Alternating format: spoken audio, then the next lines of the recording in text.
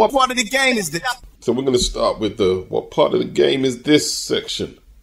So Wilder fans are saying, after Zhang span Wilder around with the right hand, the second right hand put Deontay on a canvas and finished the fight was a cheap shot. Oh wait, and Satan's trying to take cheap shots. What part of the game is this? They're also saying that before Zhang clipped Wilder, that Wilder had Zhang in trouble. In trouble? What did he do? Steal his wallet from his dressing room? He landed a couple of shots, but to say that Zhang was in trouble... Bullshit! You gotta admire their glass half full approach, though. You know what I'm sick of hearing? Is you can say what you want to say about Wilder, but you gotta respect what he's did for his family. Well, it is his family. Who else should do for them? You? Me? What's that got to do with assessing his skill set and resume? I don't see you do this for no other fighter. Well, he might not be that good, but, you know, look what he did for his kids and his parents. Whatever happened to, am I my brother's keeper, huh? You know what happened to it. The world is mine. Remember that? You always had that feeling that Malik Scott might go out like Breland. Now, apparently, Malik ran straight over to Zhang and congratulated him for brutally dispatching Deontay. Deontay's there, concussed, in a corner. Malik, forgot all about Deontay. Like, it hasn't gone down well. I'm sure the diehard Deontay Wilder fans won't forgive that. Ultimate betrayal. If Wilder does continue, I don't think we'll see Malik back in the corner. 2 losses on the bounce. We're going to have to assume they're going to change something, and Malik will be the scapegoat. You know, no one's really bought into Malik training heavyweight boxers. And if he's serious about coaching, he'll carry on and improve himself. That's what coaches do. But I have a feeling after this Wilder experiment ends, he won't train no more fighters. Go back to doing amateur porn. That's not a diss, that's what he was doing.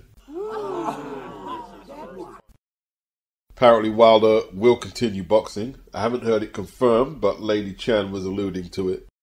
Wilder's mum sent him a text. Son, we're having a party for you. You gave us the best boxing in the USA when boxing was dead. You've gotten older. You've ran your course in your journey.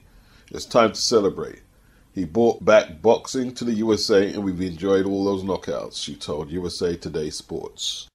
It will be difficult for Wilder to retire on 2 losses. Wondering what happened to the Savage, who was supposed to have his back when he fought Joseph Parker and Zhang. But the Savage just sat back and watched him catch a beating, dolo.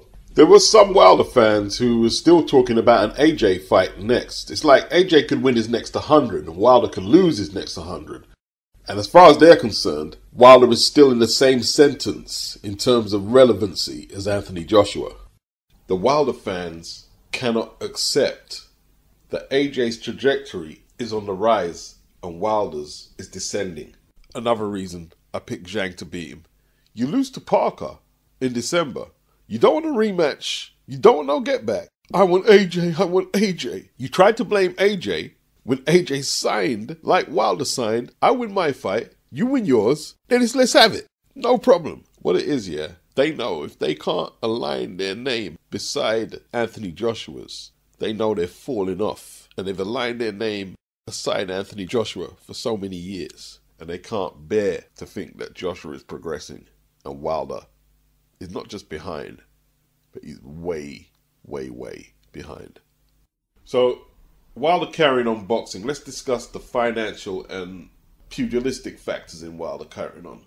The 2 purses, the first one December against Parker, the second against Zhang, must be big bags. Now, if the Saudis invite him back, he would surely have to understand there will be a reduction in purse money. And in the likely scenario where the Saudis don't invite him back, well, he's either back on the PBC circuit or they farm him out to Jared Anderson on Top Rank. And whichever way the wind blows, Al Heyman doesn't pay him the same money that Turki Al-Sheikh was paying him. Doesn't pay him the same. And neither does Bob Arum. And can Wilder motivate himself to fight for them kind of purses? And if he does return, what level does he return at? Is he still going to try and get back into the big fight picture by taking on contenders? Maybe not top tier contenders and prospects who wouldn't mind having Wilder as a name on their scalp. So the questions, plural, is can Wilder motivate himself for a reduction in purse or motivate himself to take on someone down the pecking order from his last two? What does he have left in the tank? What is it he wants to prove? Does he have the drive? Does the chin have any resistance left? Is the power still there? The timing? Hey, if he wants to do it, you know the motto on this channel, if you can pass the medical and you want to do it, you should do it. But somebody tell Turkey, Bob Arum, or Al Heyman that I ain't paying for Wilder's next fight because the last two performances haven't been value for money. Not at all. Nah, man, I ain't buying it. Can't take anything he says serious right now. He's retiring or he's going to come back. The ZHANG knockout defeat is still raw. We'll see. What part of the game is this? Trust me, there was a post that a lot of people were liking on Twitter where they blamed Eddie Hearn for Wilder's demise in his last two fights. Even though Eddie wasn't promoting Deontay Wilder when he fought Joseph Parker. I kid you not, they blamed Eddie for losing against Parker and then losing against ZHANG. Somebody replied to this and said, it's rumored Eddie didn't tell Wilder that ZHANG was a southpaw. What about this one? It was an early stoppage. What part of the game is this? I'm not sure if fighters look that far ahead. But if they do, Wilder's probably going through what most fighters dread the most if they do look that far forward. 38 years of age, 1 win in his last 5, 3 of them losses via stoppage or knockout. Paulie Malignaggi has Wilder checked out. Eddie Hearn, he's not the same fighter he once was. When AJ lost to Ruiz, he was written off, he was. But he was still in his late 20s, and it's just his first loss. A lot of people have doubts about Fury, who's just took his first loss. He's in his mid-30s, but it's still his first loss. And he wasn't knocked out, although the 9th round would have left its mark on Tyson. It was savage. Usyk versus Fury was competitive to the final bell. Good fight. Who don't want to see a rematch? So another loss, unless it's a really bad loss, another loss is probably not going to result in as many people calling for Fury to retire as they are for Wilder. There's an outcry. Lennox Lewis, Carl Froch, Teddy Atlas, Stephen A. Smith.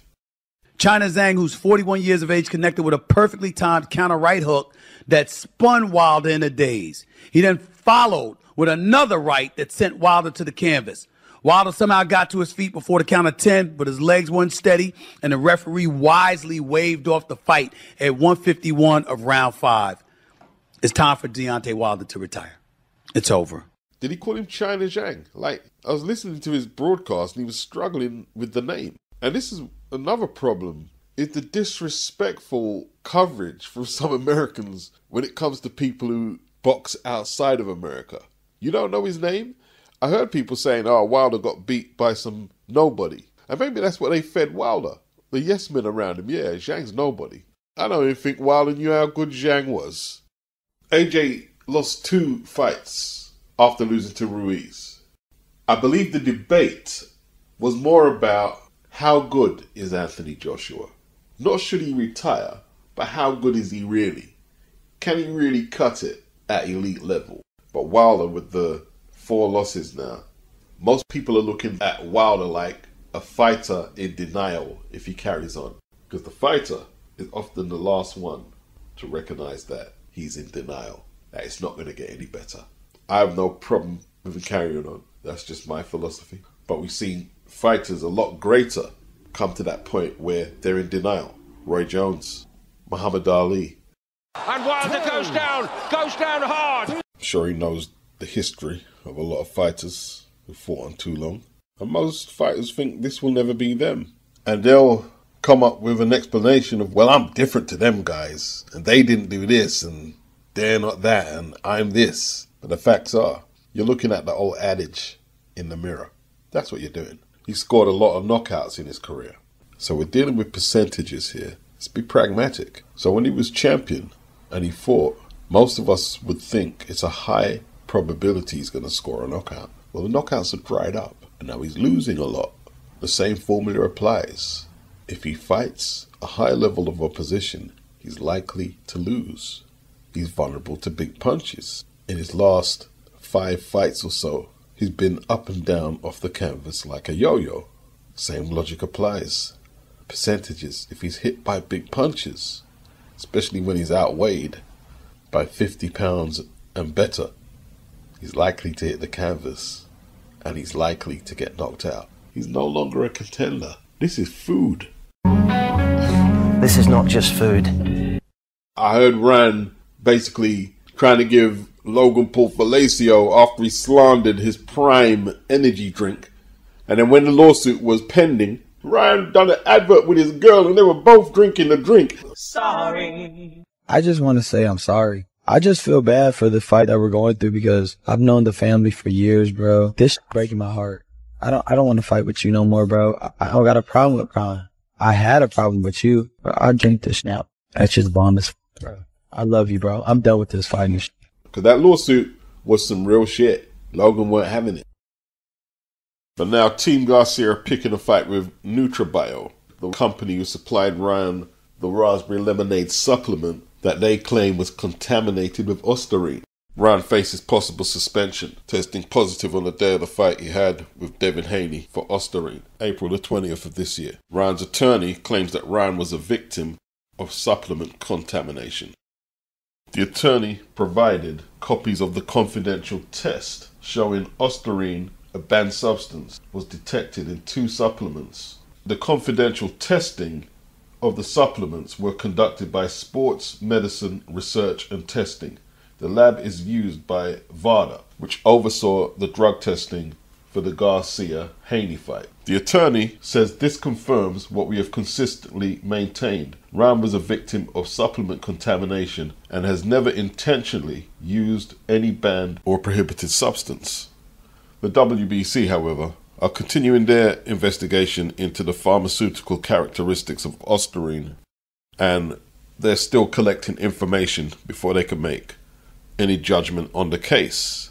There's also the question of whether Ryan tampered with the supplements they're claiming were contaminated with ostarine. Were the containers of the supplements they sent off for their own independent testing sealed or opened? Nutrabio have no plans of rolling over. Mark Glazer informs us that Nutrabio has never manufactured a supplement with ostarine and has never brought ostarine into our manufacturing facility. They've done videos showing their laboratories, their storage procedures, their protocol on how they handle the shipping of their product differently from other companies, their warehouses, their infrared scanner to test for contamination, pH testing, and the guy with the lab coat was going in depth. And they say they will aggressively investigate the recent allegations made by Ryan Garcia. We stand by our process for ensuring the quality and safety and security of our products. They're not rolling over, and despite all this damage control by Ryan Garcia, they're going to hold a press conference this week to talk about the independent tests they did. How do they get past the strict liability? Before you go into camp, you can list all your supplements and send them off to VADA to get tested. So that way, when they come back approved by VADA that they're good to go, you have no worries. How does Ryan get past strict liability? He's not going to get the same type of pass that Canelo did, because Canelo doesn't conduct himself like Ryan, like a total prick. Ryan don't have that type of respect. And surely Ryan or anyone in his team wouldn't have been dumb enough to tamper with unsealed containers and send them off. One thing that's worrying for Ryan is the distance that Golden Boy are keeping from Ryan's allegations and his attorney's allegations. They didn't do that with Canelo. That's got to be worrying. And maybe that's because Ryan runs his mouth too much and they can't afford to get on board with that, with their own reputations at Golden Boy at stake. What Ryan needs to do is shut the fuck up and let the attorneys handle it from here. He better not let them idiot fanboys of his goad him into saying stupid crap right now, because this could go left very quick. The Boazzi Yarde thing, and obviously the WBO put an extension on that due to a contractual disagreement. That's what they said, it's a contractual disagreement with yourself and Anthony Yarde. A little bit of disappointment in your views on it all? Yeah, I'm disappointed we're even at this stage. It should have been sorted out, but it hasn't been. And the bottom line of all of it is now is that purse bids are there.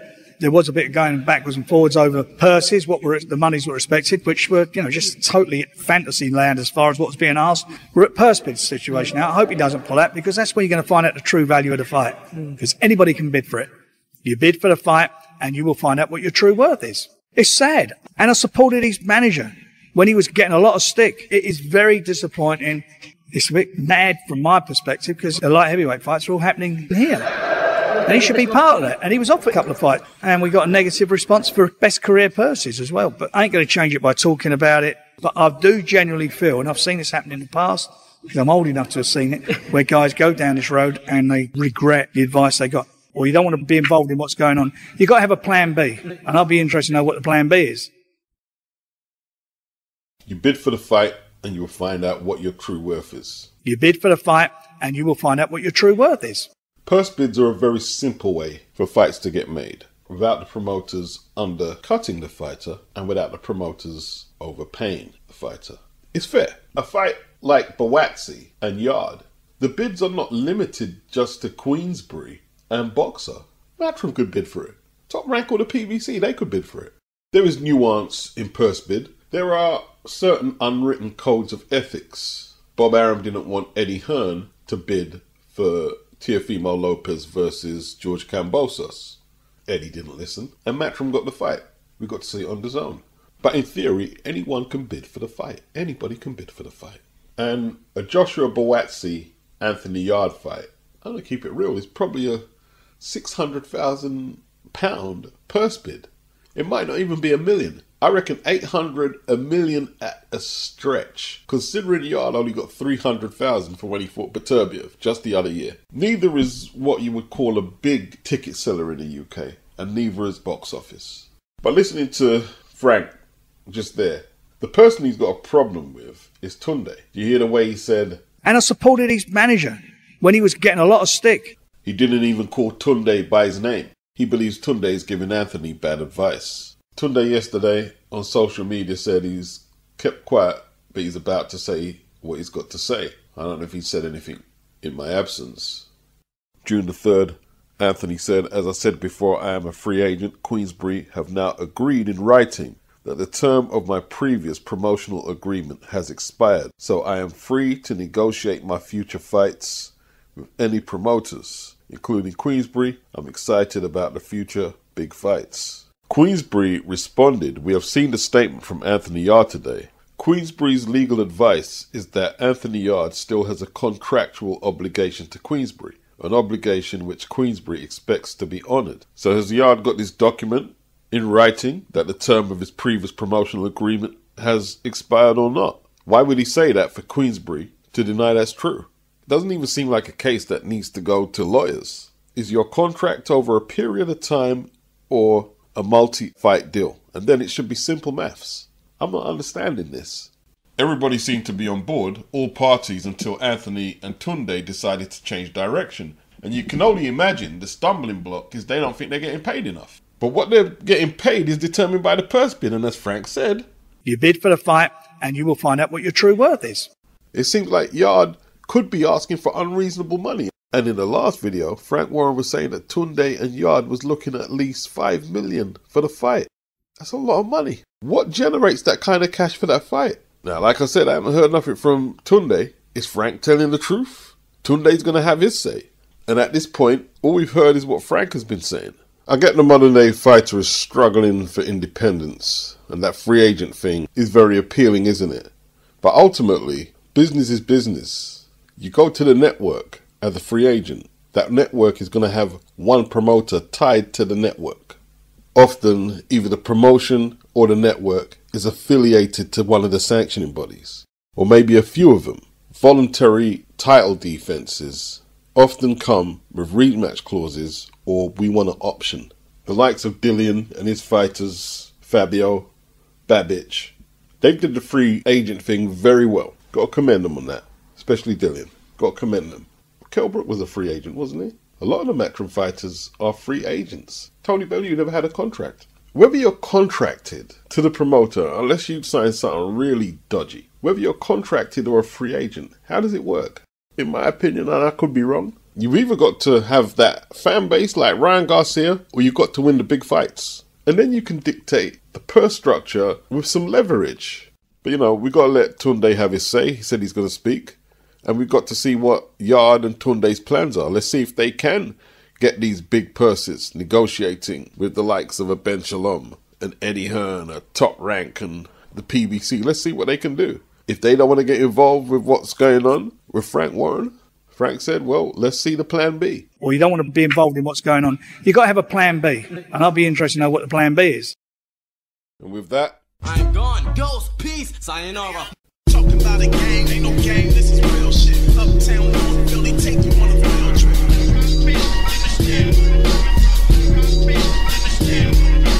Talking about a gang, ain't no gang, this is real shit. Uptown, North Philly, take you on a field trip. I'ma take you on a field trip. My whole area's filled with cats who will kill for the paper. That's real shit. Shit jump real quick. Shots flash, your light flash. The fast life got a price tag. That young cat, he flew by in a nice Jag, a kingpin, but got the face of a nice lad. The mice mad, the rats hating. They call cops. Price on their head from a poppy who calls shots. Small blocks with street soldiers and Range Rovers, and every one of them plan is taking the game over. What came over, our mind state. It's all about the Benjamins. That's what's boosting the crime rate. My prime date was a dime, but 5 years down the line, the street got her, drove her right out of mine. Now she's known for copping dimes and giving up sloppy top to 5-0. Think she be dropping dimes. Talking about a gang, ain't no gang, this is real shit. Uptown, North Philly, take you on a field trip.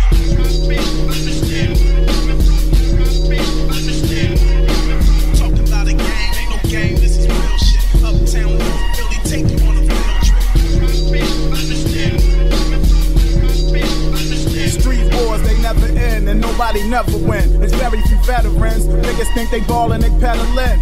The low key is the clever men. Smart ones hit it and quit it. The misguided, they settle in. Most cops more crooked than a letter S. The number man, they book it and they never stress. Tabletops with bootlegs and fake J's. Niggas hit up a scepter bus with AKs. Send a city full of millionaires and hobos. Niggas starving but still rocking polos. Big beards, low cuts with waves spinning. White tees, pear trees, fresh denim. Cops plan on arresting them. Take them down, question them. That's they little way of testing them. Somebody dead from a bad deal. Take you on a field trip. Ain't no game, you can see it's mad real. Talking about a gang, ain't no